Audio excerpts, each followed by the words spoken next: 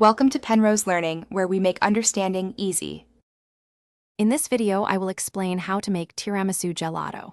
First, you'll create a luxurious gelato base. Whisk together 6 egg yolks with 100 grams of granulated sugar until pale.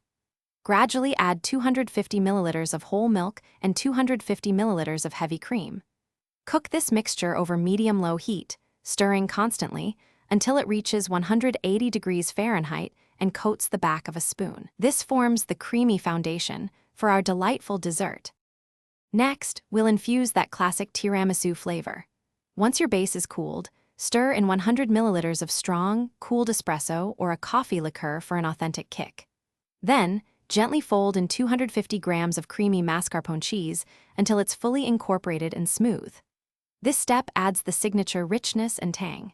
Now, cover the mixture and chill it in the refrigerator for at least 4 hours, or preferably overnight, to ensure optimal churning.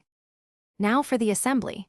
While your gelato is churning to a soft serve consistency, quickly dip about 12 ladyfingers into cooled espresso or coffee, just enough to moisten them without making them soggy.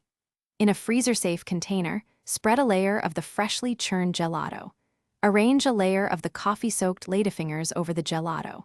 Repeat these layers, finishing with a final layer of gelato on top. This creates the beautiful tiramisu effect. Finally, it's time to chill and enjoy.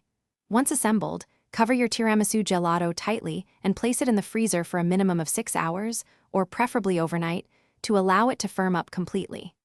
Before serving, let it sit at room temperature for about 10 minutes to achieve that perfect, scoopable gelato texture.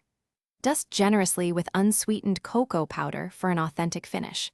Enjoy your homemade, delightful tiramisu gelato. Thanks for watching. If this was helpful, leave a like and consider subscribing. See you next time.